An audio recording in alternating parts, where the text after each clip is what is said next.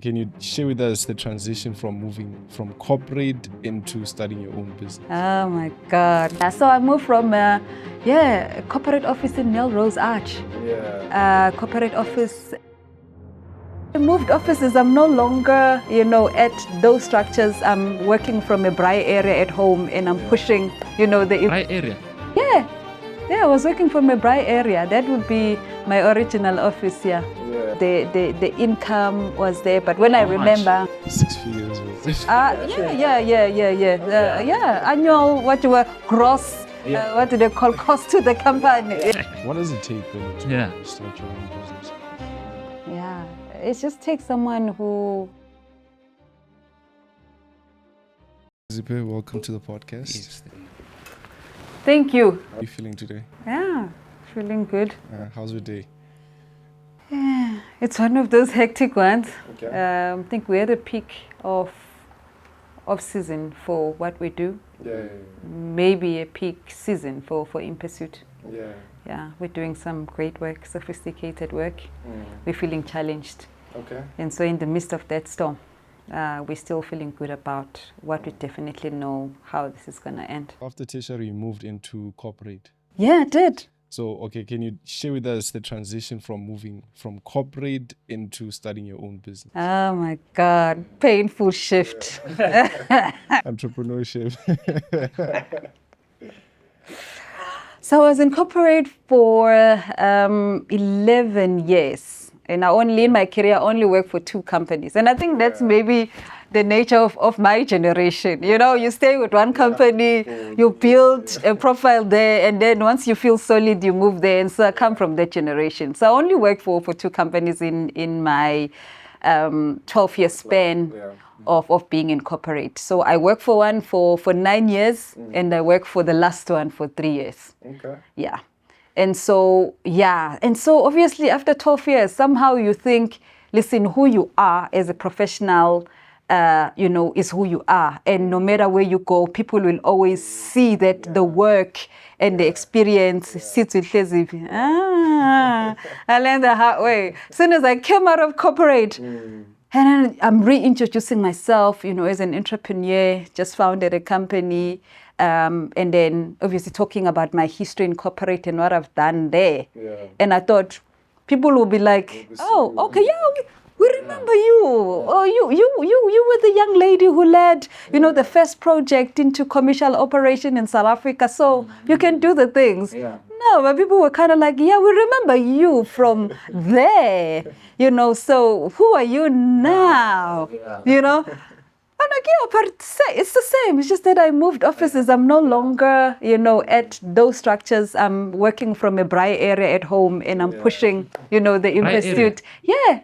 Yeah, I was working from a Braai area. That would be my original office, yeah. Yeah. Yeah, so I moved from a corporate office in Melrose Arch. Yeah. Corporate office in 4 ways, proper. Yeah. I remember I had my own office, yes. Okay. Yeah. I think it had like a 180-degree view or something like that. And so, so In Pursuit was firstly run from a Braai area at my house in Centurion, for quite some time. Yeah. For quite some time. We'd only move into our first office, I think, 5 years later. So that would be 3 years ago. Yeah. Wow. Yeah. Okay.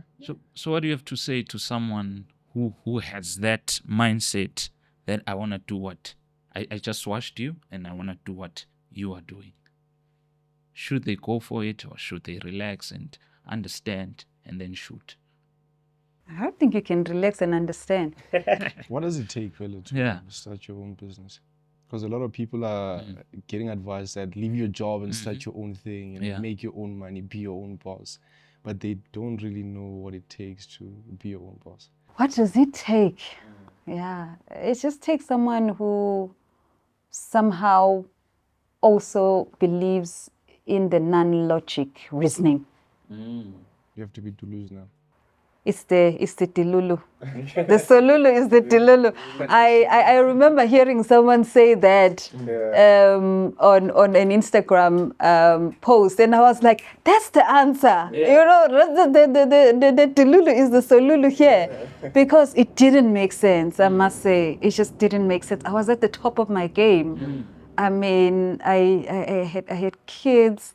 I had a nice family. You know, the income was there. But when I remember, no, it was good. It was good. Yeah, listen. 6 figures. Yeah.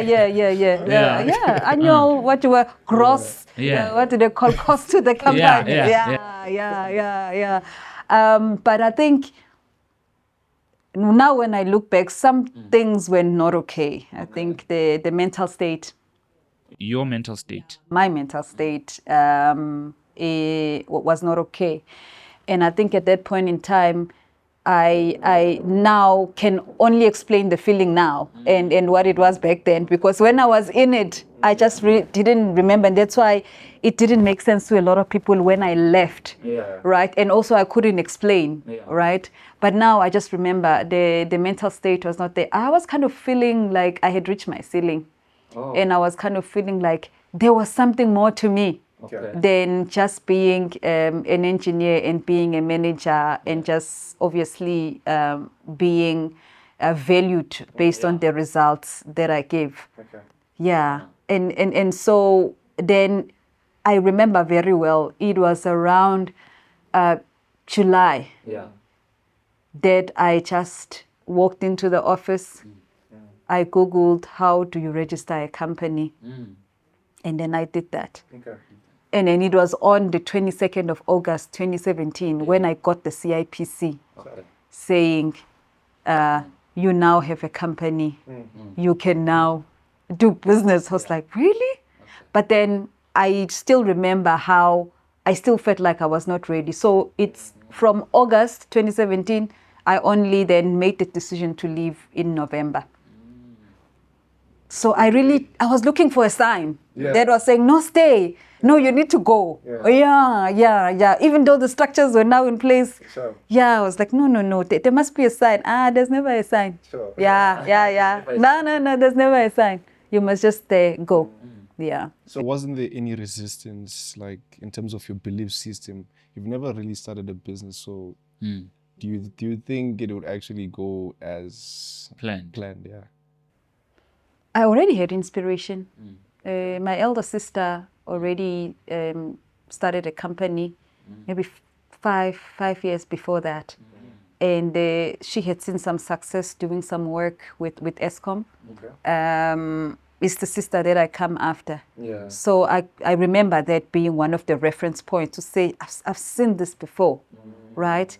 And then I think you guys know me better by now. I just have this sense of believing that there's something more to me and that anything I put my mind to, I can do it. And this is something that I grew up with from a very young age. And so I think my background also mattered. As a child growing up with that thing, your family, even if they didn't have, enough to give you comfort, but just always giving you that sense that, no, you're not just average. If you believe you can do something, you can do it. And I think it was a lot of that. And I think that is what was unlogical to people when I explained it, when I said, I have this feeling that there's more to me than just being, a corporate professional. Yeah. So I'm thinking, I'm at corporate, and I'm like, I have no drive. Should I stay in corporate, or should I also do what Mrs. Hleziphi did? No, entrepreneurship is not a cure for not having a drive in your current career. Sorry, I said that with a lot of passion, but it's not. You gotta come out here guns blazing still. Be ready.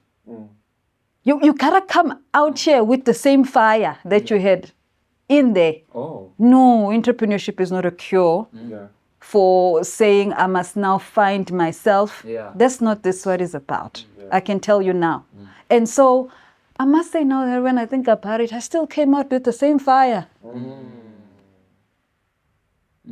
That one needs to go into my biography. Yeah. Okay. Yeah. So the same fire that you had when you started your business is the same fire you still have up till today?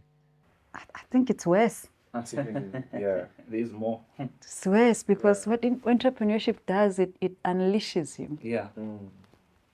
And there are advantages and disadvantages of the unleashing process. Okay. Yeah, no, now I'm going deeper. Are you guys ready? Because We are ready. Yeah, go deep. yeah.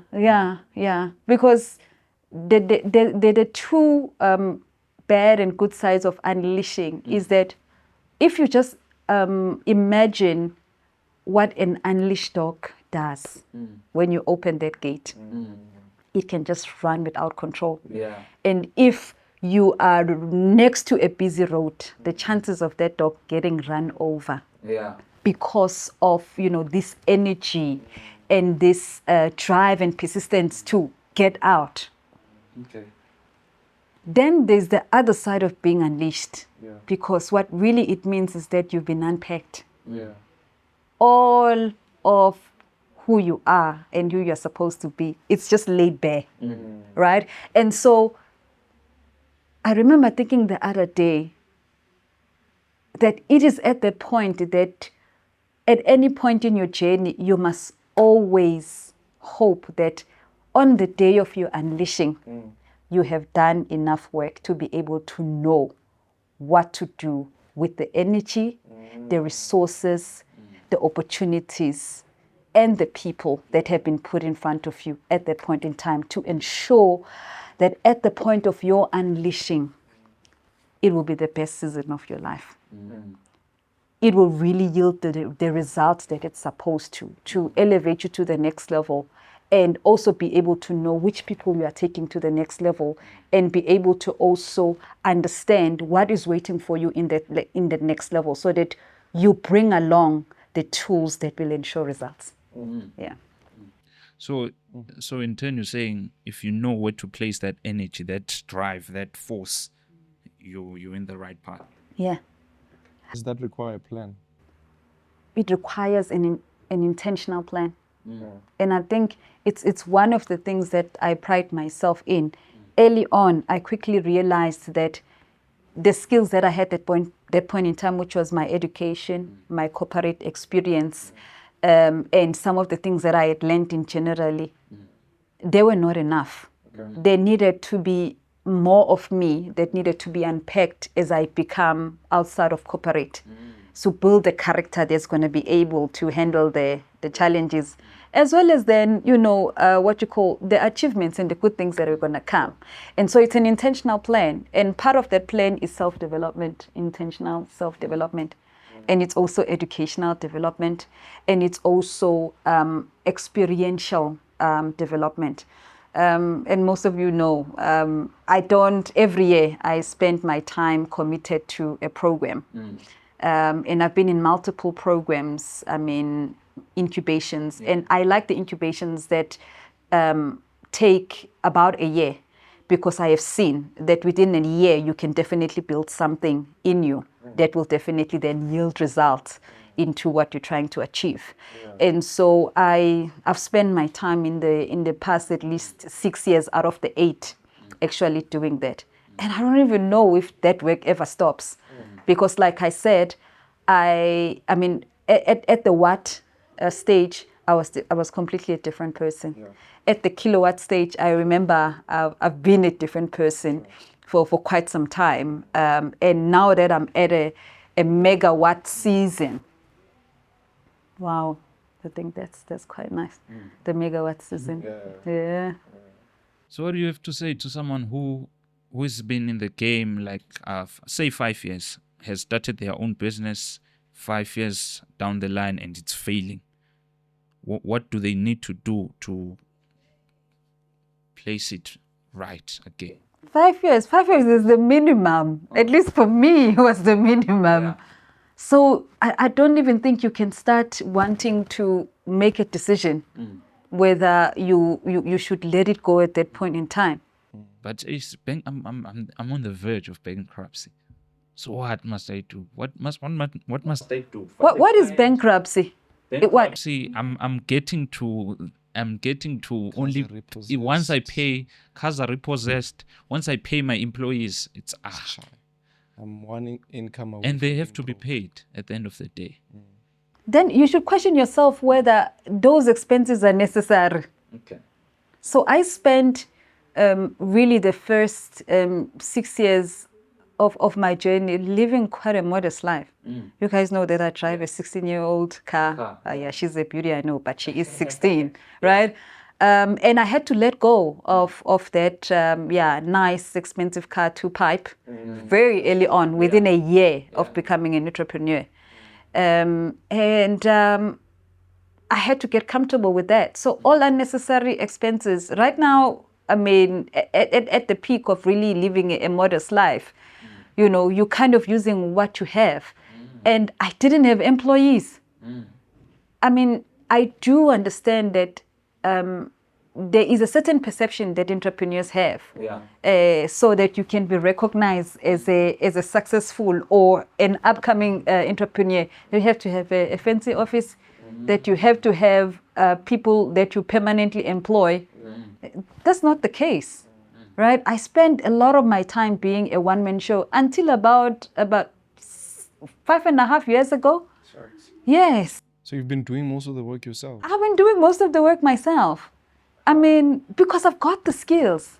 Okay. Because I came out of corporate with fire blazing. And I did not come out of corporate because I was bored and I needed to find a new self. I knew there was an electrical engineer and an energy professional that was to be Hleziphi, doing things her own way and with the skills that she's learned. So you gotta ask yourself why you are out there.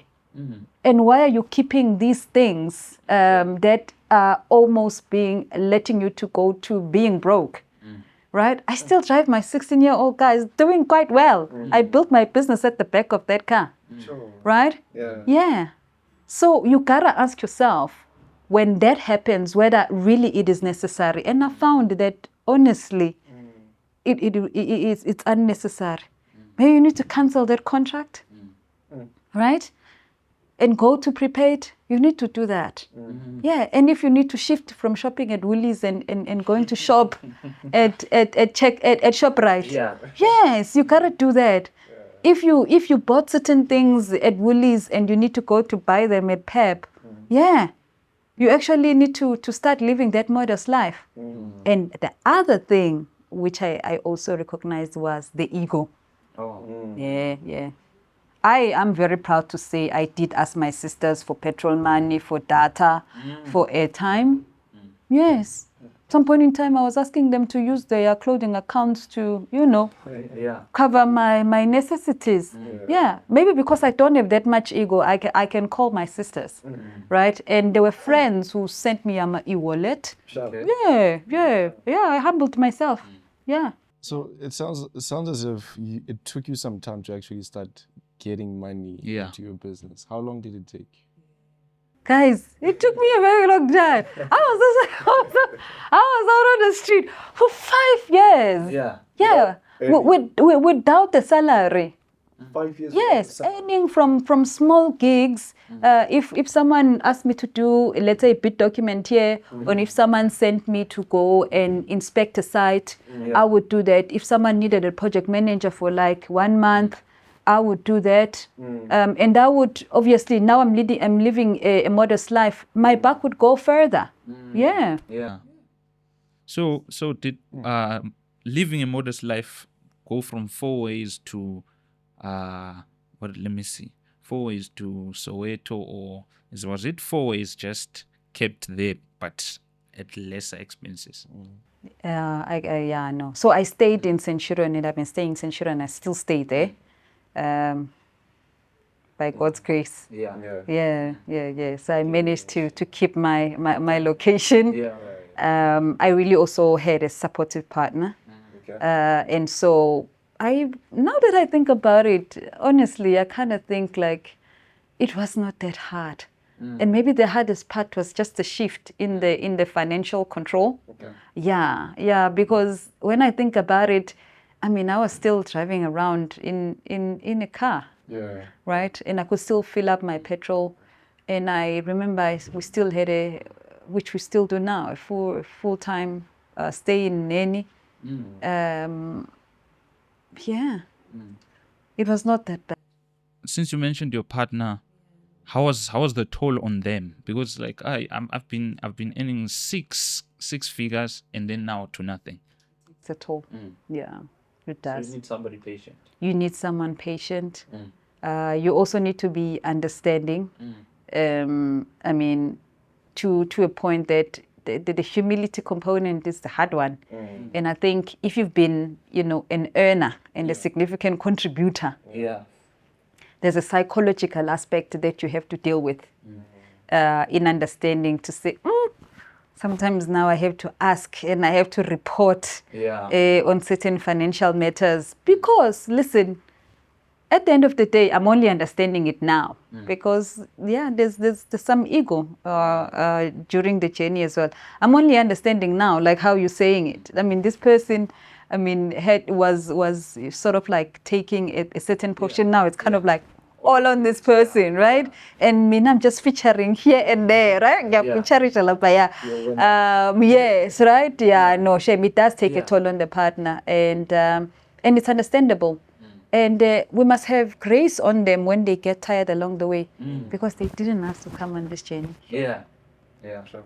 Yeah. And if we can, one thing I never did, I never said it in my own words to say, I understand that this journey was not yours. In fact, it was forced on you because you married a young, intelligent woman thinking she will thrive as a corporate executive. All of a sudden, boom, sekafuna ukuba entrepreneur, right?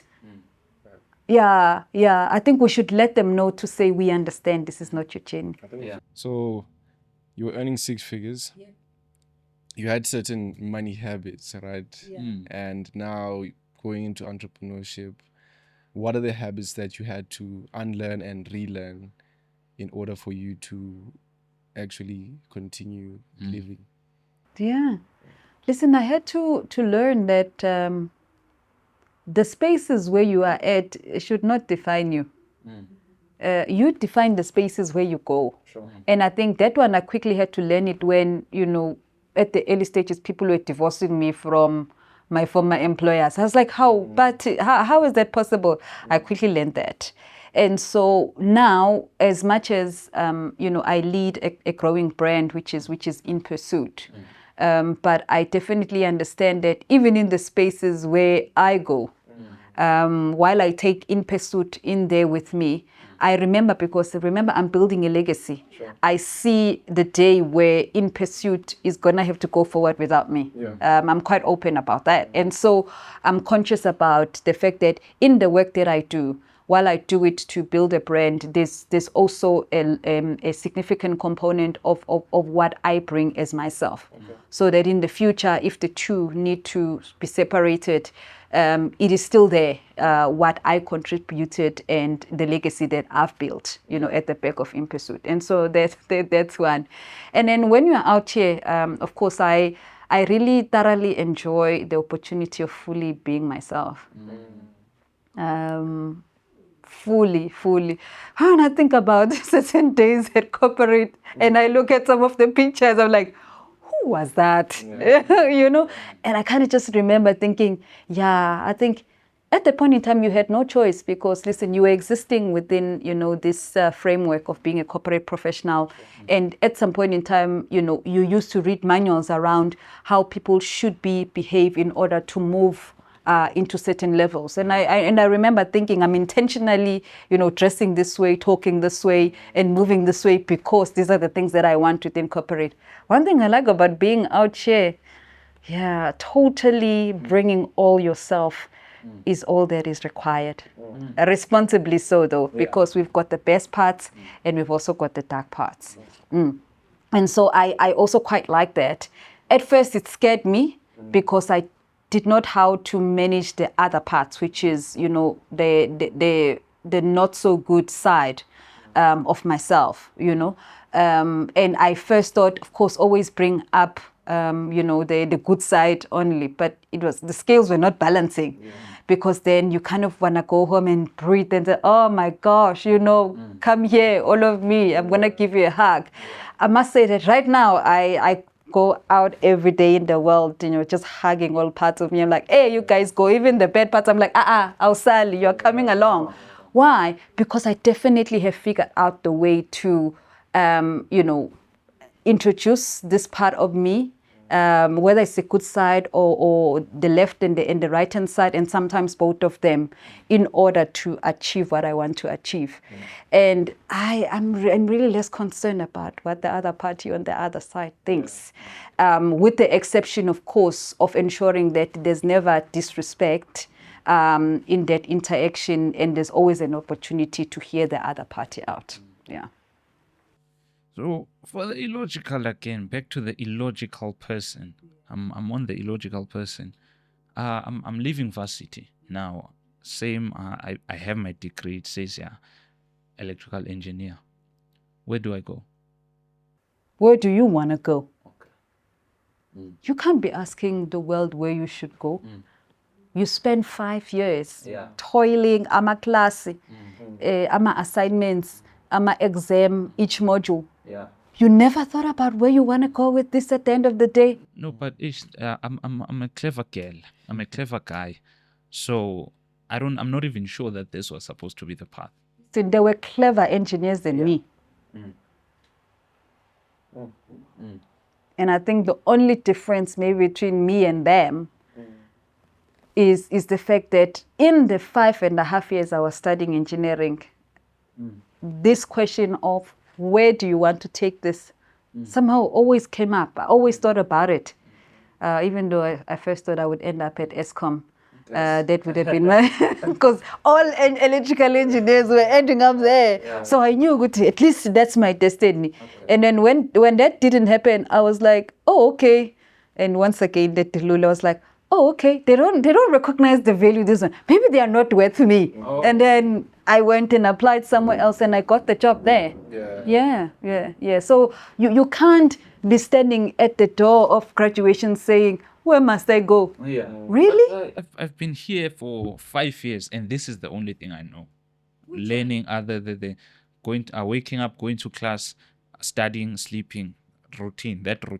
That's the one I know. Now I have to figure out what I have to do in the morning because I just woke up. I no longer go to class anymore. So what must I do? Wow, that is sad. Is that what our young people are facing? Yeah, that's what happens. Yeah. Because now you're used to a particular thing. A system that has been put for you. Now when you leave tertiary, when you leave school, now you have to figure out your own system. Whereas for the past 17 years, you've been in a particular system and you were never taught how to actually formulate your own routine and get your way out of it. Aww. Yeah. I don't know if it was different for you guys, but that's what we That's know. what we know. We grade 1 to 12, the routine is the same. Yeah. Pick a degree or a course and you study that course, that routine. So you've been doing this for nearly 20 years of your life. And now more than 20 actually. Yeah, more than 20. Go to school. Get a job. Go to school, get good grades and get a job. But we don't know how do we get a job. Oh. Wow. Excuse guys. It's our fault, really. Is it? So I come from a generation where, very, very like, what do you want to be when you grow up? Do you guys still get that question? We do, but not as frequent as before. It depends on person to person, Yeah. Would you like to be asked that question? I would have loved to be asked that question back then. I think I would have been loved to ask the question of what is your vision and what is your plan going to that vision. Because for me, that was the question that would set the tone. I remember as a child, whenever you ask, what do you want to be when you grow up? And then, of course, we'll shout, nurse, teacher. And every year it changes, right? And I remember when it really got sophisticated for me. I think I was in higher primary, maybe like grade 6. And then when they said, what do you want to be? I said, I want to be a scientist. Hey, everything stood still. The teachers were calling each other. Explain to us, what is this? I'm like, like Isaac Newton. Isaac Newton, because of course we're now starting to study science, right? And then I just remember also the statue of our teachers at that point in time. Like whenever they had something like so strange like that, like they would take it seriously. So then teachers then started asking me more sophisticated questions as well, just to bring me out of it. So what is the scientist that you want to be? You know, that kind of thing. You guys never grow up with that? No, we might grow up, but since we think for other people as well, there are those that never experience that. Yeah, because it's like you might ask them, what do you want to be? Like, I don't know. Okay. You know what? Another thing is, I mean, from my generation, I would like to ask young people these kind of questions, and to be honest with you, there's been some really discouraging experiences. Okay. It's kind of like, I kind of felt like whenever I popped that question, it was like, that's the question from your generation. Yes. And it looked like people are rolling their eyes. So I must say that I have the trauma of thinking maybe the young people think, I'm old and boring.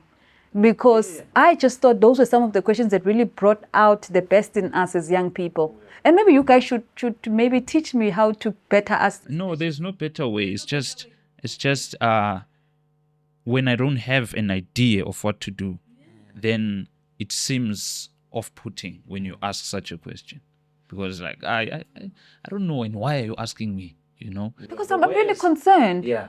I think, Josh, you know how I always like to ask you questions like, you tell me this and I'm like, so what about that one? And you tell me, so what about that one? Until I have to rein myself in. I'm like, okay, let me forgive you. I can tell that I'm closing you on the con. That's just my nature. But I'm going to tell you now, if as an adult, you obviously engage in that kind of an interaction with a young person and you can see that there's no interest, I must say that I'm going to draw back and I'm never going to ask that question. Right. And so maybe our generation, we really would love to engage with you guys. And maybe because of the reaction that maybe we might have received, we're just thinking, okay, maybe you're bothering this. But at the end of the day, I'm going to blame you when I'm failing because you didn't ask me. Or maybe I didn't recognize at the point when you're asking. And I'm like, no, she didn't ask me. So it's her fault that I'm like this. So I must continue asking. I think you should. I think you should. For that, I will. Yeah. Because I'm that auntie when I go into family gatherings. It's like young people don't want to be in my corner because I start asking very serious questions. So next year, what are you thinking of doing? Yeah. I think it's like people like you that actually inspire us. You ignite that thing in us to say, guys, you can actually do it. And maybe do this, try this. Take one step, and then once they take that step, and then another step, and then that's when they actually start seeing the importance of what they're doing. Okay, yeah, I'm gonna keep asking. I think you guys know me. I'm the kind of person that never gets tired. So long as you feel this is going to maybe bring out the best in our young people, I'm happy to do that. Yeah. So to close it, I just wanted to ask. You've built a brand, right? You've built In Pursuit. What does it take to build a brand?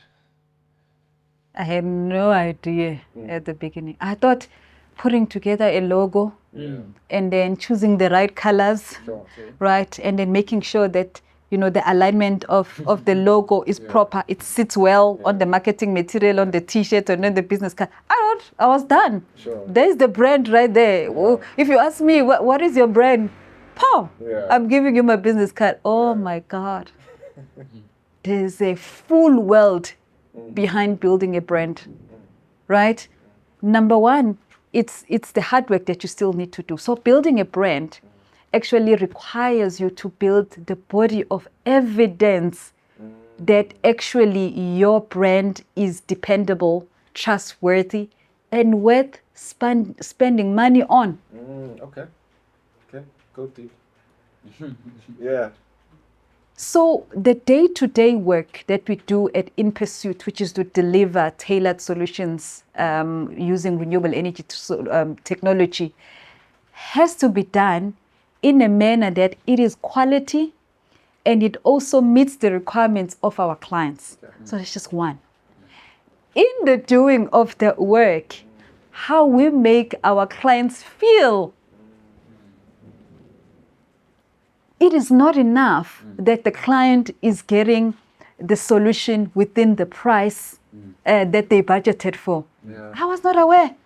I thought people are just happy getting the goods within the price that they get it. No.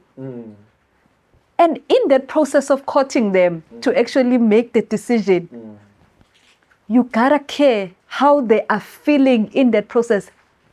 And people will know if you are not being genuine about taking care of how they feel from the process of being introduced to you as a brand to the decision where they actually make a decision to partner with you as a brand.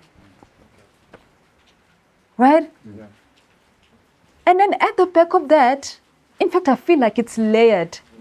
Then you must then take care of the message that you send out about what the brand is all about. It's a consistent commitment, which is why we have partners like Optimize, because we then figured out that, people only meeting with us physically on and one-on-one, it's not enough. Yeah. People need to know more about what we do, how we do it, and what other things we are passionate about. Because apparently, people don't buy only on the price and only on the specs and how you make them feel as part of the process. But they also buy if they can see common interest with you as a brand and those who represent the brand. My goodness. Building a brand is actually, that's why certain businesses have it as a department. And that's why it's one thing that I would encourage, entrepreneurial companies to also take care of. Yeah. I'm one person that knows that, I'm good at what I do. I'm qualified for it. I've got the track record for it, right? And that's the mistake that we make as entrepreneurs. We think this is only what's going to unlock our opportunities, right? And so this is why we then don't do the intentional and productive brand management work. But of course, I've done my work as part of incubation programs. I have a coach. I have mentors. I am definitely sold in the intentional management of your brand. So you, on a day-to-day basis, and it's also a lifetime commitment. Because In Pursuit, now that it's in the megawatt scale, up to this point, guys, you'll remember that we're building a brand in the kilowatt scale. We've just entered a new league. Do you think it's the same effort required and the same message required to have staying power in the megawatt season? I don't think so. And so we are just becoming, a brand that then has staying power in the megawatt season. But while you are still here, because you never know the day the gigawatt season is going to come, you must be preparing for that season when it comes. And so brand management for me, I really came to learn that it is an intentional effort that even a growing small company in their entrepreneurial journey has to be intentional about. Yeah. So, I have, let's say, I'm a small girl, I'm a small guy, just graduated varsity, and I just watched or listened to this podcast. So I'm like, I want to join In Pursuit. I want to join. How can I join? Don't make the mistake of thinking that small business and entrepreneurial business will just take whoever comes. Just because a graduate from UCT knocks at our door, we're going to be wowed by the fact that a graduate from UCT passed all these corporate companies and came to InPursuit. You'll be very surprised that you'll be booked for an interview and you'll be asked for your CV and your results. And so I would just like to warn our young people on that, because we've seen it. People email us their CVs, and when we call them, you can hear from the tone of the voice to say, in fact, InPursuit should be grateful that I even approached them as a graduate from UCT. Right? Don't make that mistake. Humility is going to be very important. You've got your qualifications, decide where you want to go. If you feel an entrepreneurial company is a space where you'd like to go and try out, because like I said, it's a good opportunity, because entrepreneurial companies, we allow for free reign for young people to really showcase their talents. And then we give them time for them to find themselves so that we can then place them in specialized areas, right? And that's a good way I can really promote why you should work for an entrepreneurial business versus a corporate business. But don't make the mistake that entrepreneurial businesses are just grateful to receive you with your honors degree. No. In fact, I have hired a graduate from a TVET college versus a university graduate because of the zeal that they had, because of the knowing of the practicalities of applying the fundamentals of electrical engineering on a day-to-day basis. Right? And also their zeal for really learning. And also they were very intentional about saying, listen, I looked up who InPursuit was. You guys are trailblazers in the renewable energy space. This is the space I want to be. And so this is why I'm here. My graduate candidate, it kind of felt like she's saying, listen, we know entrepreneurial companies need free labor. Who told you that? People believe that we hire graduates because we're looking for free labor. Maybe others that you've come across, but in InPursuit, we're not looking for free labor. That's why people get surprised. Even those who are running internship programs, when we say we want to interview our candidates, not because we want free labor, we really want to have young people that are quite keen on contributing to the industry, contributing to InPursuit, and also then can have a platform where they can grow as professionals. So please, graduate, when you are coming to entrepreneurial companies, have the respect of really understanding why you are there, because we will ask these questions as well. Are there any programs that the youth can actually go into that you can suggest? So, I mean, about 2 years ago, which was really our breakthrough, but we can talk about it in the next session. So, our breakthrough as InPursuit about 3 years ago, it came from selling an idea to a commercial bank CSI department to actually say we can train 100 artisans per year. Right? And that is when the company would actually have its first million. Because in the 2 years of having to run that program, we actually raised 11 million. Currently, InPursuit actually is responsible for training over 200 artisans across 6 provinces in South Africa. And this is what I like about these kind of platforms where we sit down and we talk, because there's more to us as an organization than having to install solar and having to do other engineering work. So now the reason why I say that is because I'm saying there are similar other programs out there. If you really are intentional about making an entry into the renewable energy space, since we started that program, there's been many other similar programs, and we encourage that. Right? Because they are running it their own way, they are making their own impact. It's just that in this season as InPursuit, our work is really to grow as a company and do the actual work in delivering and engineering solutions across the African market. Okay.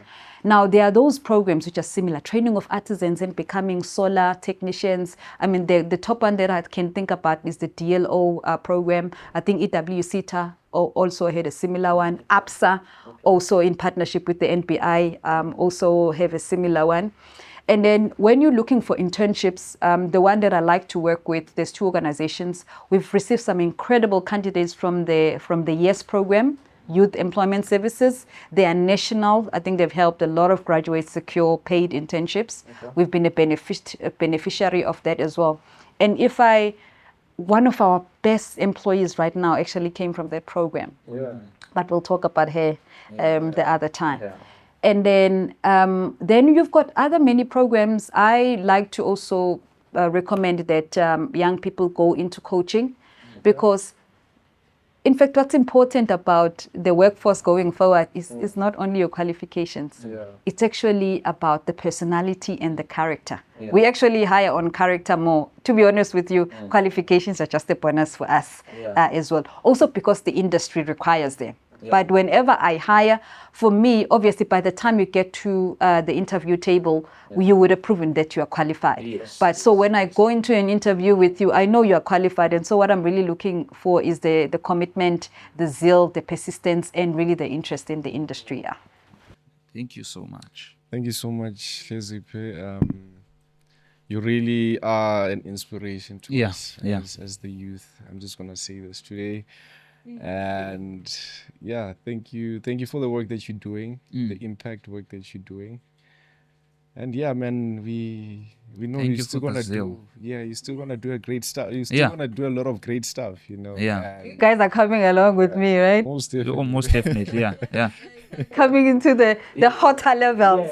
Yeah. No, I think you guys can stand it. You guys are doing very well. I'm coached by you. So it's subconsciously, you're already coaching us. Yeah? Okay, this is sweet. Yeah. You guys planned the script. No.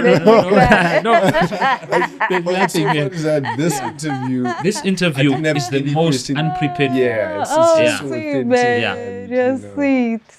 So we really appreciate that. Yes. Yeah. And I like that you guys keep coming. Usually by this time, most young people would have fled around me, because the questions I ask every day, right? So where are you with this? Where are you going with it? But I think you guys, I really, I can see you guys really want this. Yeah. And I think you genuinely are chasing, this wisdom. Yeah. And so, to be honest with you, thank you as well. I mean, the more time I spend with you, look at today. I learned to continue asking, the good questions. And I think I'm going to definitely continue doing that. Yeah. Don't be discouraged by the few that don't want you to actually ask those questions, because there are people that genuinely want you to ask those questions. Yeah. And there are those that needed just a little more push. Yeah, just a little bit of a push. Okay, no, thank you. And it's December. All the family young people will be gathered around. Sure. I was asked the questions. There will always be that one or two that want to be asked. Yeah? Okay, all right. No, thank you guys. Definitely taking that with me for the December holidays. Yes. Yeah. All right, great stuff. Thank you guys. So much. See you on the next episode, and please put your comments down. Like, subscribe, and share. Thank you so much. Ciao.